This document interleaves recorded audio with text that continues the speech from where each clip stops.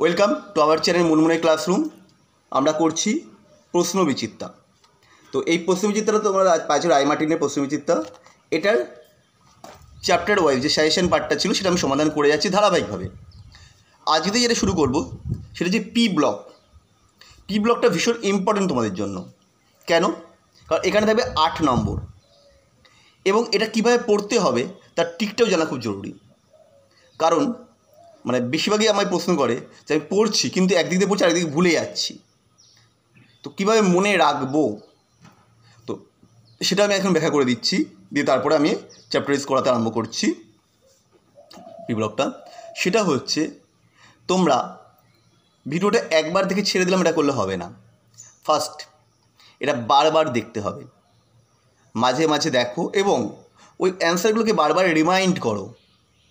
খুব ভালো হয় যদি এটা তোমরা লিখে নিতে পারো। নোটটা বলতে পারো তুমি পিডিএফ পাঠিয়ে দেন, আমি লিখে নিচ্ছি। না, পিডিএফ নয়, তুমি এই ভিডিওটা পজ করে করে করে লেখো, তাতে টাইম বেশি লাগবে কিন্তু এটা অনেক বেশি মেমোরাইজড হবে তোমার, যার ফলে লাভটা তুমি পাবে। তাহলে কি বললাম? প্রথমে এটা লেখো, তারপর বারবার এগুলো দেখতে থাকো, রিমাইন্ড করতে থাকো। সে তুমি ভিডিওটাই দেখো বা তোমার খাতার নোটটা দেখো, যেটা খুশি করতে পারো, কিন্তু মাঝে মাঝেই দেখতে থাকো। যদি বারবার রিমাইন্ড করো, একবার মুখস্থ করার পর সেটা আর ভুলবে না, আর যদি রিমাইন্ড না করো মুখস্থ করার পর আবার ভুলে যাবে। তো ভীষণ ইম্পর্টেন্ট। গ্রুপ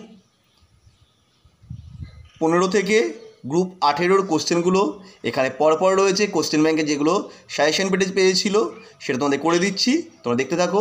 এবং যারা এখনও আমার চ্যানেল সাবস্ক্রাইব করোনি প্লিজ সাবস্ক্রাইব করে নাও। চলো আমরা যে সমাধান করি গ্রুপ পি ব্লক এলিমেন্টস। প্রথম প্রশ্ন, ব্যাখ্যা করো PH3 অপেক্ষা NH3 স্ফুটনাঙ্ক বেশি কেন? নাইট্রোজেন ও হাইড্রোজেনের মধ্যে তড়িৎ ঋণাত্মকতার পার্থক্যের জন্য খুব বেশি হওয়ায় N বন্ড H বন্ধনটা ধ্রুবীয় হয়। তাই NH3 অণুগুলি আন্তরাণবিক হাইড্রোজেন বন্ধনের মাধ্যমে সংযোজিত অবস্থায় থাকে, তাই NH3 স্ফুটনাঙ্ক বেশি হয়। অপরদিকে পি পরমাণু আকার তুলনামূলকভাবে বড় এবং তড়িৎ ঋণাত্মকতা কম হওয়ায় PH3 হাইড্রোজেন বন্ধন গঠন করতে পারে না, তাই PH3 অপেক্ষা NH3 স্ফুটনাঙ্ক বেশি হয়। মানে NH3 হাইড্রোজেন বন্ধন গঠন করছে, ফলে সংযোজিত অনুরূপে থাকছে, তাই এর স্ফুটনাঙ্কটা বেশি বলে আমরা ছবিটা এঁকে দিয়েছি। পরে কোষে দেখো জলীয় দ্রবণে HCl HF অপেক্ষা মৃদু অম্ল। কেন? না, ফ্লোরিন পরমাণুর আকার ছোট এবং তড়িৎ ঋণাত্মকতা বেশি হয়। HF অণুগুলি জলের সাথে যুক্ত হয়ে হাইড্রোজেন বন্ধনের মধ্যে যুক্ত হয়, ফলে ওরা জলীয় দ্রবণে বিয়োজিত হয়ে সহজে H3+ আয়ন গঠন করতে পারে না, তাই জন্য ওরা মৃদু অম্ল। কিন্তু HCl এর হাইড্রোজেন বন্ধন গঠন করতে পারছে না, ফলে জলের অণুর দাবক আয়নের ফলে সহজেই বিয়োজিত হয়ে H3+ ও Cl- আয়নে পরিণত হয়, তাই এটা তুলনামূলক HClটা HF এর থেকে তীব্র অম্ল। এছাড়া HF এর বন্ধন বিয়োজন শক্তির মানটা তুলনামূলকভাবে HCl এর থেকে বেশি, সেই কারণেও ওটা সহজে বিয়োজিত হয় না। পরে দেখো XeO3-তে X3 সংকরণ অবস্থা বের করতে বলেছে এবং গঠন। এর সংকরণ অবস্থা কী হবে? sp3 হবে পিরামিড আকৃতি। গঠনটা আমরা দেখিয়ে দিয়েছি। আচ্ছা, এটা কী করে বের করলাম? sp3 দেখো এখানটা আমি ছোটো করে দিই, এটা লাভ যে H = 1/2 × V + X - C + A।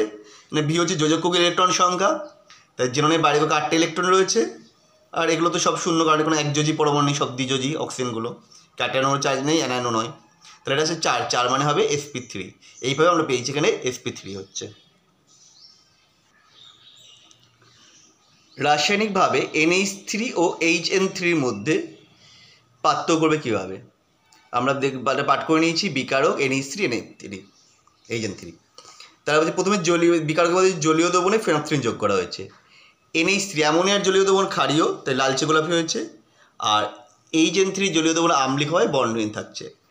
পরেরটা যে জলীয় দ্রবণে সোডিয়াম বাইকার্বনেট NaCO3 যোগ করা হলো, এটা ক্ষারীয়, বিক্রিয়া করবে না, কোনো পরিবর্তন করা যাচ্ছে না। এটা আম্লিক ছিল বলে বুদবুদ আকারে CO2 গ্যাস নির্গত হবে। পরের কোশ্চেন বিক্রিয়া সম্পূর্ণ করতে বলেছে। দেখো বিক্রিয়া হচ্ছে এভাবে ব্যালেন্স করা আছে, 2HCF6 + SiO2 অ্যারো, তবে 2HCOF4 + SiF4। পরেরটা বলে কী ঘটে সমীকরণ দাও। আম্লিক পটাশিয়াম আয়োডেট দ্রবণে SO2 গ্যাস চালনা করা হলো। আম্লিক পটাশিয়াম আয়োডেট দ্রবণে SO2 চালনা করলে পটাশিয়াম আয়োডেট KiO3 বিয়োজিত হয়ে I2 পরিণত হয়। ফলে দ্রবণ বাদামি বর্ণ ধারণ করে এবং SO2 জারিত হয়ে H2SO4 পরিণত হয়। দেখো বিক্রিয়াটা দিয়ে দেওয়া আছে 2KiO3 plus 5SO2 plus 4H2O arrow 2KHSO4 plus 3H2SO4 plus I2। আবার অতিরিক্ত SO2 মুক্ত I2কে বিজারিত করে বর্ণহীন এইজায়ে পরিণত করে, ফলে দ্রবণটা আবার বর্ণহীন হয়ে যাচ্ছে। বিক্রিয়া কি I2 plus SO2 plus H2O, তো এটা 2H প্লাস H2SO4। পরেরটা কি বলেছে, সালফার ডাইঅক্সাইড গ্যাস গাঢ় H2SO4 অ্যাসিডে চালনা করা যায়। সালফার ডাইঅক্সাইড SO3, আচ্ছা SO3কে গাঢ় H2SO4 মধ্যে চালনা করলে কী হবে, ধূমায়মান সালফিউরিক অ্যাসিড বা ওলিয়াম বা পাইরোসালফিক অ্যাসিডে পরিণত হয়। এই SO3 প্লাস H2SO4 তৈরি হবে H2S2O7 দ্বারা যোগ করে দেওয়া হয়েছে পুরো। H2 দুটো H রয়েছে, S আর S জায়গায় 2S2, 4 আর 3 7 O7। পরের কোশ্চেন কি বলেছে, XeF6 এর আদ্য বিস্তার করলে কী হবে সমীকরণ সহ লিখতে বলেছে। XeF6 আদ্য বিস্তার দুরকম হয়, সম্পূর্ণ আদ্য বিস্তার, আংশিক আদ্য বিস্তার। প্রথমে সম্পূর্ণ দিয়েছি। XeF6 এর আদ্য বিশ্লেষণ করলে XeO3 ও HF উৎপন্ন হয়। XeF6 প্লাস 3H2O অ্যারো তৈরি হবে XeO3 প্লাস 6HF। XeF6 এর আংশিক আদ্য বিস্তার ঘটালে XeOF4 ও XeO2F2 উৎপন্ন হয়। বিক্রিয়াগুলো দেখো, XeF6 প্লাস H2O তৈরি হবে XeOF4 plus 2HF। XeF6 plus 2H2O তৈরি হবে XeO2F2 প্লাস 4HF। পরেরটা SO2 এর জলীয় দ্রবণে H2S এর বিক্রিয়ার সমিত সমীকরণ লিখতে বলেছে এবং বিক্রিয়ায় বিকারক দুটোর ভূমিকা লিখতে বলেছে। আচ্ছা, SO2 এর জলীয় দ্রবণের মধ্যে দিয়ে H2S গ্যাস চালনা করলে H2S জারিত হয়ে হলুদ বর্ণের সালফারে পরিণত হয়, আবার SO2 বিজারিত হয়েও হলুদ বর্ণের সালফারে পরিণত হয় অধক্ষেপ্ত করে। বিক্রিয়াটা কি, 2H2S প্লাস SO2 তৈরি হবে 3S প্লাস 2H2O। এই বিক্রিয়ায় H2S হচ্ছে বিজারক দ্রব্য, SO2 জারক দ্রব্য রূপে কাজ করে। পরেরটা ট্রেলিং অফ মার্কারি কি, পারদের ওপর ওজোন গ্যাস স্প্রে করলে ওয়া মার্কিউরাস অক্সাইডে পরিণত হয়, ফলে পারদের সচলতা ধর্ম লোপ পায়। একেই ট্রেলিং অফ মার্কারি বলে। এই 2Hg প্লাস O3 অ্যারো তৈরি হবে Hg2O প্লাস O2।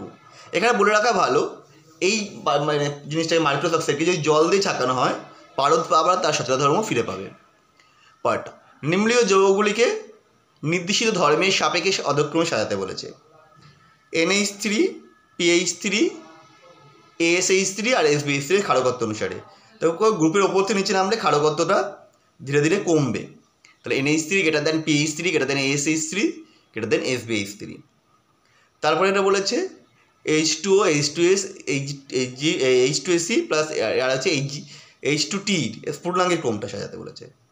এটা সবথেকে বেশি হবে জলের স্ফুটনাঙ্ক বেশি H2O, তারপর হবে H2T, তারপর H2SC, তারপর হবে H2S।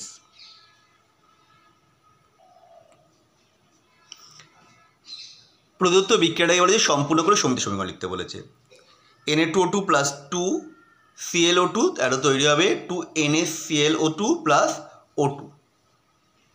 পরটা বলেছে নাইট্রোজেন কেবল টাইক্লোরাইড গঠিত হয়, কিন্তু ফসফরাসের টাইক্লোরাইড পেন্টাক্লোরাইড দুটোই গঠিত হয় কেন? দেখো নাইট্রোজেন ইলেকট্রন বিন্যাস কি 1:2 2:2 2p3, তাহলে এখানে কি P3 মানে 3টে বিজোড় ইলেকট্রন রয়েছে সর্বোচ্চ কক্ষে, তাই এটা টাইক্লোরাইড উৎপন্ন করে। নাইট্রোজেন সর্বোচ্চ কক্ষ হচ্ছে কি 2 নম্বর কক্ষ, এখানে কোনো ডি কক্ষ নেই, ফলে এর যোজ্যতা বৃদ্ধি করতে পারে না, তাই নাইট্রোজেন পেন্টাক্লোরাইড গঠন করে না। ফসফরাস ইলেকট্রন বিন্যাস কি 3s2 3p3 3d0, তাহলে এখানে কী হয়েছে সর্বোচ্চ 3 ফাঁকা D3D কক্ষ রয়েছে, যেখান থেকে 3s একটা ইলেকট্রন ওই 3Dতে উন্নীত করে সে 5টি বিজোড় ইলেকট্রন গঠন করতে পারে, তাই ফসফরাস টাইক্লোরাইড এবং পেন্টাক্লোরাইড উভয় জয় গঠন করে। পরেরটা কি, সালফার ডাইঅক্সাইড জলীয় দ্রবণে ক্লোরিন গ্যাস চালনা করলে কী হবে? সালফার ডাইঅক্সাইডের জলীয় দ্রবণে ক্লোরিন গ্যাস চালনা করলে SO2 ক্লোরিন দ্বারা জারিত হয়ে H2SO4 পরিণত হবে, আর Cl2 বিজারিত হয়ে HCl পরিণত হবে। বিক্রিয়া SO2 plus 2H2O plus Cl2 arrow তৈরি হবে H2SO4 প্লাস 2HCl। আমাদের ভিডিও কেমন লাগলো অবশ্যই কমেন্ট করে জানিও।